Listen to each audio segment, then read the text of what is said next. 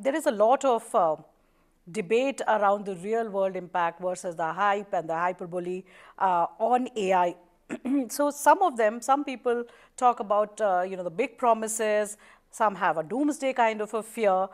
From your vantage point, where do you think the public debate is most disconnected on how AI is actually being used and deployed today? Yeah, so there's this saying that often we overestimate the impact of technology in the short term and underestimate its impact in the long term. And I think that's really true for AI. Today, yes, you do hear of a lot of hype, and suddenly there are some people who would have you believe that, oh, it's The world is going to end. it's either, depending on which side of the argument you're on, either it's like now the solution to all of the world's problems, or it's going to whatever lead to end of the world as we know it. So there's a lot of that hype in the short term. We believe in the long term, AI is going to be recognized as the most powerful force shaping humanity, right? We have seen things like fire, electricity, right, which changed everything. Our view is that AI is going to be even bigger. And you can see already, right, evidence of that. I mean, if you think about all of the tough problems that we face, so many of these scientific challenges, AI is showing, right, that ability for you to kind of really dramatically accelerate scientific discovery. So if you think about like trying to find cures to different some of the diseases like cancer, autoimmune diseases, and so on, which have defied kind of ultimately, right, a effective solution. We believe AI is going to help us ultimately tackle a lot of some of the toughest challenges, and it is going to take this human capability, right, to a level that for us it's hard to even imagine. So in that sense, we think that the long-term impact of what AI would have, it's still underestimated. We still haven't fully digested how it's going to change the world in a very, very fundamental manner. Like you said, underestimating it in the long run and overestimating it in the short run. Let's turn to jobs. And one of the worries is, what does technology do to jobs? And something as powerful as this, you're equating it to a discovery of fire, invention of fire and industrialization. What does it do to employment avenues? There is a point of view that comes in that every time technology does displace the roles as we know it, but new roles are created over time. But some others also believe that working will become optional in 10 to 20 years because of AI and robotics, exploding productivity as we know it.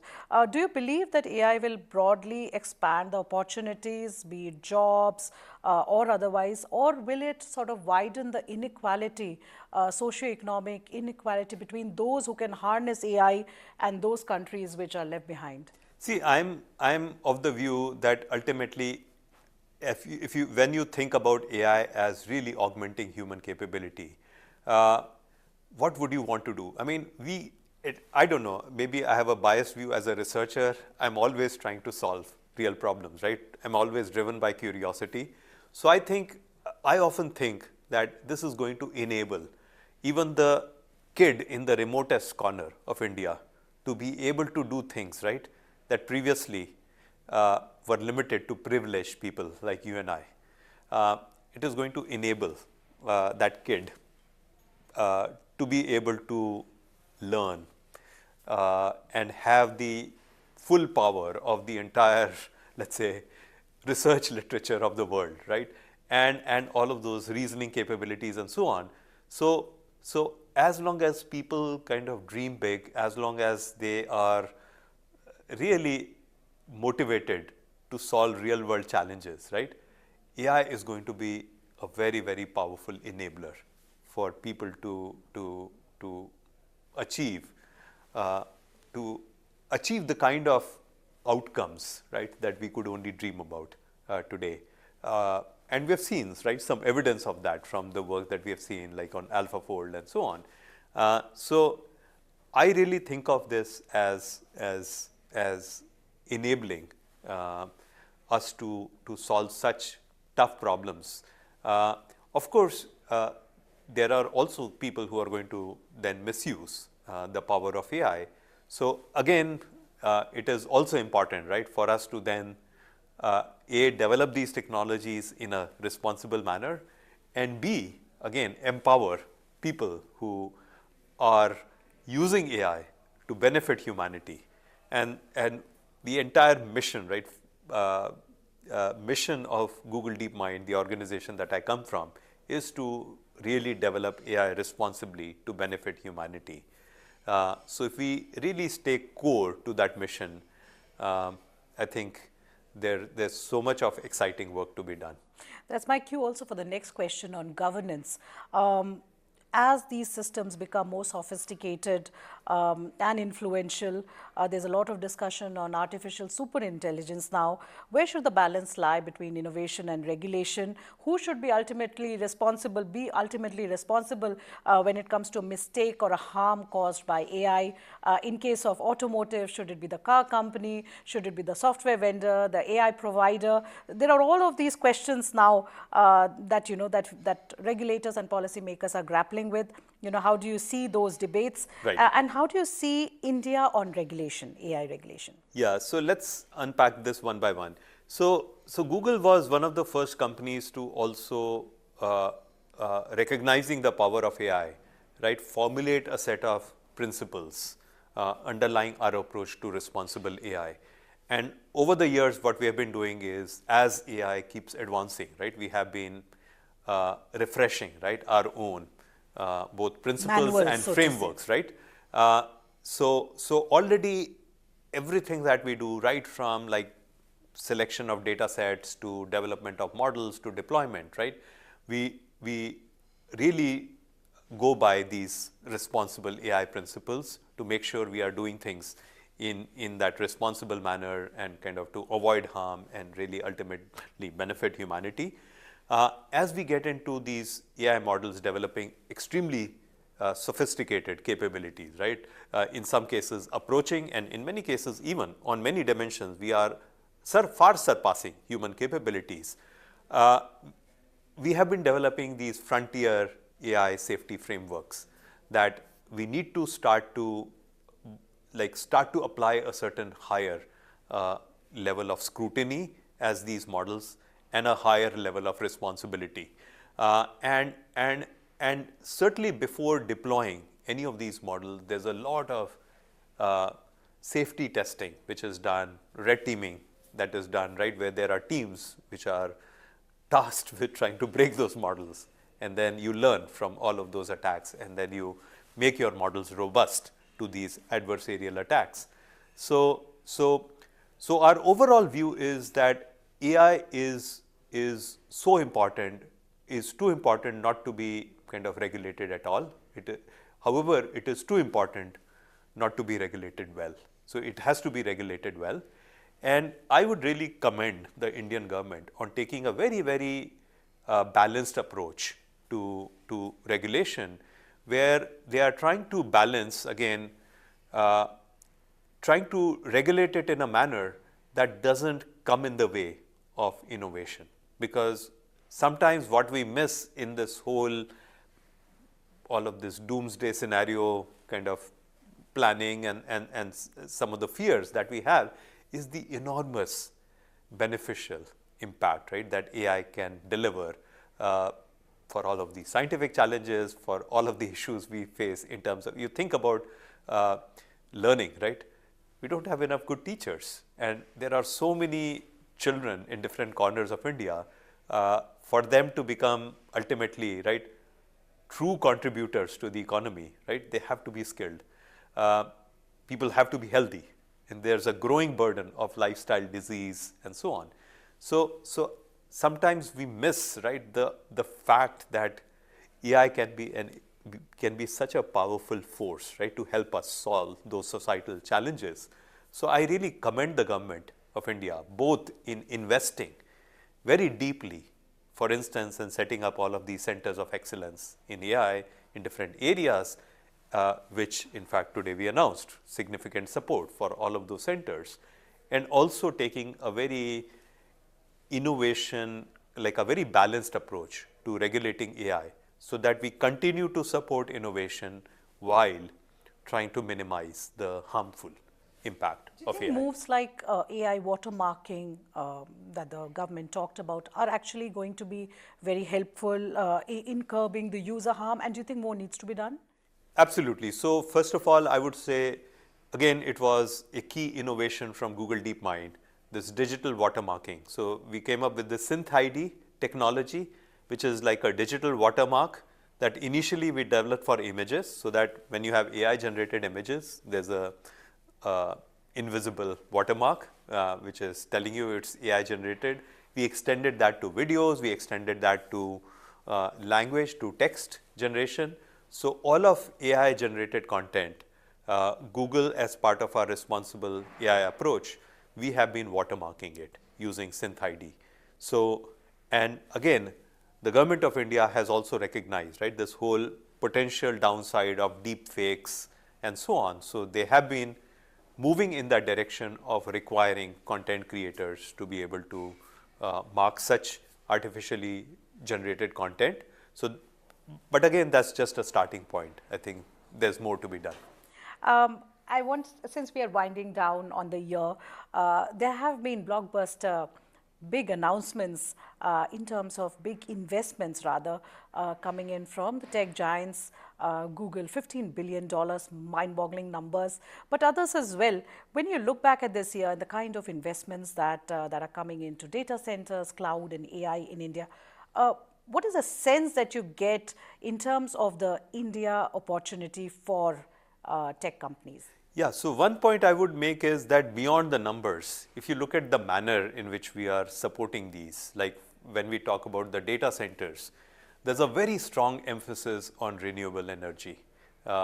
So we are doing all of this in a very, very responsible manner, in a forward-looking manner, such that in that process we are not contributing to kind of that further greenhouse emissions, but we are really doing this in a sustainable manner. So that's one aspect. The other, where I would love to see other players join us or do at least similar to what we are doing, is the manner in which we are supporting the whole research ecosystem. The very, very deep investments that we are making, essentially as gifts to academic institutions to support their research and to support, again, even targeted translational research, where now at these AI centers of excellence, these academic partners are building solutions, right, to some of the health problems, right? Doctors at AIIMS helping build these solutions for these skin conditions. Likewise, at IIT Madras, building these learning solutions, or at IIT Ropar, building solutions for farmers. So we are also working. It's in addition, one is like providing very significant grants to these educational institutions. And in addition to those grants, right, we are providing a lot of our foundational capabilities, our open models that we are bringing to help them build their solutions on top of this, and the engagement that we have of our researchers collaborating with many of the researchers in these academic institutions, and ultimately building those solutions that can be scaled again to the hundreds of millions of people, right, that India needs and deserves, and then going from India, solving for India, what solves for India solves for the world, right, and then taking them to other parts of the world, so that India also provides more of that leadership. India is already providing a lot of thought leadership to the global south, and so India should be a global leader in this whole technology space. That brings me to my last two questions. One, since you talked about India's role, I wanted to ask you what are your expectations from a AI summit that India is going to host? And two, when you look at the next decade, what, according to you, would be the biggest underestimated change that AI will bring? What are we most likely to be surprised about, in AI transformation? Okay, so yeah, the India Summit ultimately is being run by the government of India, which has again a lot of respect for the manner in which the government has been both supporting kind of deep investments in AI research, development, and kind of the whole ecosystem of solution developers, and the emphasis that the government has on impact of society of AI on society, right? And really of taking a very inclusive approach, which is very consistent with the approach that we have been taking in our team of making these AI models truly inclusive. So I see a lot of kind of at least alignment of vision and of values in how the Indian government is approaching it and how we at Google have always approached it. So look forward to again some again an amazing meeting of minds where some of the brilliant minds from and some of the world leaders from all over they come and where India in some sense also shows its thought leadership, right, in how do we harness AI as a force for Force for good. societal good and a force for inclusion, right, for benefiting everyone, right, not just the privileged few in the Western world.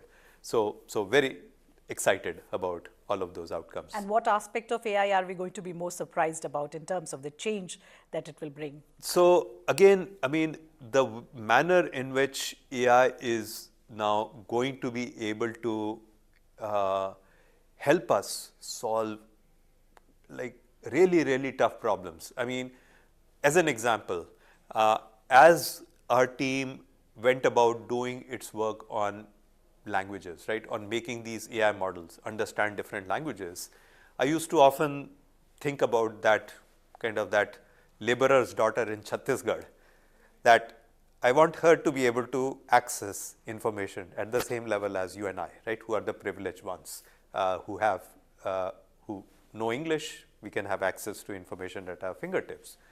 Now my dreams for that laborer's daughter are bigger.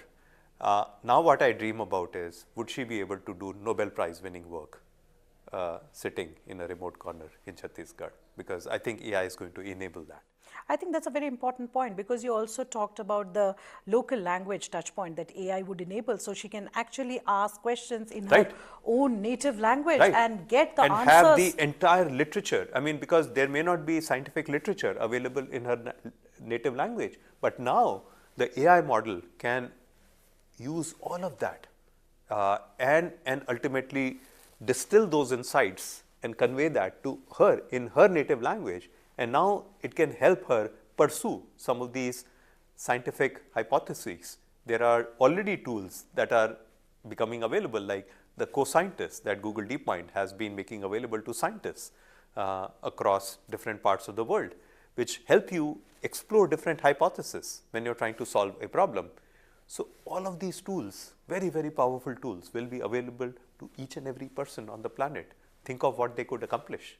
And then what is the final prognosis on whether work will become optional in 10 to 15 years? I mean, my father, who retired as the Director General of Roads, he never stopped working until like the age of 85. I saw him constantly working.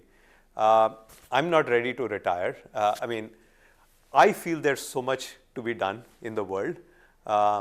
And at least I derive a lot of joy from the work that we do, and I'm sure a lot of people will continue to do that and be driven by, again, the sheer impact, right, that they are able to produce, right, for the world through their work. So I think of work as a good thing. So I think that is the sheer sense of purpose that human beings have, which will differentiate them Right. from machines.